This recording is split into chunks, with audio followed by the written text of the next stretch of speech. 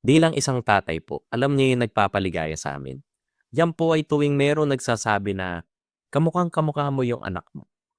O kaya, parang ikaw yung anak mo, pareho kayong maglakad, pareho kayong mannerism, pareho kayo ng mga expression, kahit mga simpleng kilos, nakikita ng mga tao sa anak ko.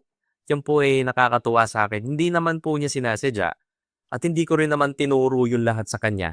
Pero dahil siguro magkasama kami parati, dahil anak ko siya, unti-unti lumalabas yung pagkakahawig niya sa akin. Ngayon kapatid, napapaisip tuloy ako kung ang isang anak ay nakikilala sa pagkakahawig niya sa magulang niya, paano po tayo bilang mga anak ng Diyos? Nakikita po ba sa buhay natin ang pagkakahawig naman natin sa Ama natin Diyos? Sa Ebanghelyo po ngayon mula sa Mateo 13:36 hanggang 43, pakibasa po yan sa inyong sarili. Kinuwento ni Jesus ang tungkol sa dalawang halaman na halos magkapareho ng anyo habang lumalaki. Parehong isang bukid, parehong mukhang trigo sa simula, pero magkaiba ang pinagmulan. Ang isa ay tinanim ng magsasakang may-ari ng bukid, tapos po yung isa, tinanim ng kaaway na patago. Ngayon, kung pareho silang mukhang trigo habang tumutubo, paano malalaman kung alin ang tunay na trigo at alin ang masamang damo? Ganito rin ang tanong sa buhay po natin, di po ba? Paano malalaman kung isang tao ay tunay na anak ng Diyos? Paano hindi? Tatlong bagay po. Una, sa kanyang relasyon sa Ama. Sabi ni Jesus, hindi lahat ng tumatawag sa akin ng Panginoon, Panginoon ay papasok sa kaharian ng langit, kundi ang gumagawa ng kalooban ng aking Ama. Mateo 7:21. Hindi po sapat na kilala lang natin ang Diyos, hindi po. Ang tanong ay kung may relasyon ba tayo sa Kanya? Nakikipag-usap ba tayo sa Kanya sa panalangin?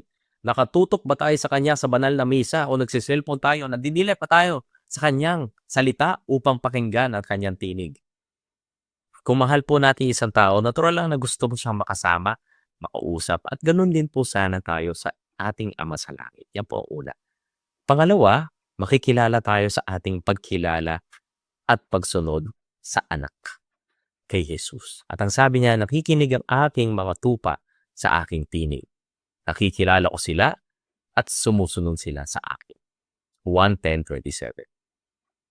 Ang pagiging Kristiyano po ay hindi lang paniniwalang si Jesus ay Panginoon at tagapagligtas, mahalagaya. Ito rin ay pagpiling sundan siya araw-araw. Kapag may kailangang patawarin, pinapatawad. Kapag may kailangang isuko para sa tama, isusuko, give up. Kapag may kailangan tayo baguhin sa buhay natin, ayon po sa turo ng Panginoon, ginagawa natin yan. Yan po ang pangalawa. At pangatlo, makilala tayo sa bunga ng ating buhay, sa ating mga gawa. Makikilala ninyo sila sa kanilang bunga, Mateo 7:16. Ang bunga ay hindi lumilikha ng bagong pagkakakilanlan. Ang bunga po ay naglalantad lang kung sino talaga tayo. Yan yung lumalabas mula sa kibuturan ng iyong pagkatao. Kung ang Espiritu Santo ay kumukilos po sa puso natin, unti-unting makikita ang bunga.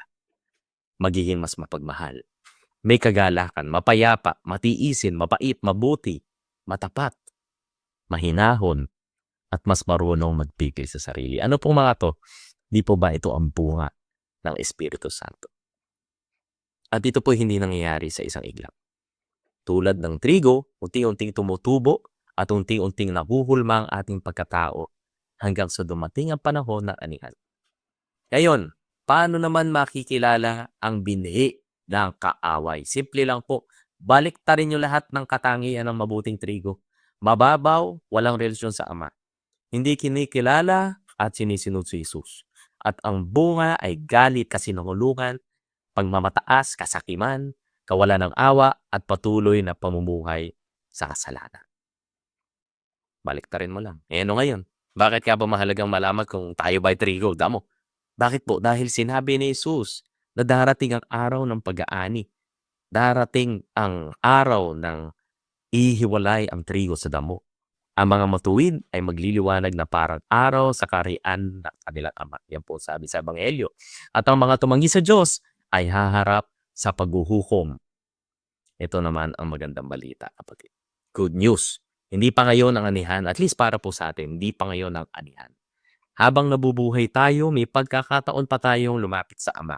May pagkakataon pa tayong sundan ang anak. at may pagkakataon pa tayong mabago ng Espiritu Santo. Bawat araw po, unti-unti tayong nagiging katulad ng sinusundan natin at sinusundan natin. Kaya sa pagtatapos ho ng Ebanghelyong to, wag lang natin itanong, sino kaya ang trigo at sino ba ang damo? Ako ba? Mas mahalaga itanong, kung titingnan ng mga tao ang buhay ko, makikita kaya nila ang pagkakahawig ko sa aking Ama sa langit. At sana ho, pagdating ng araw ng pag-aani, maitulad tayo sa mabuting trigo, handang magliwanag sa kaharian ng ating Ama.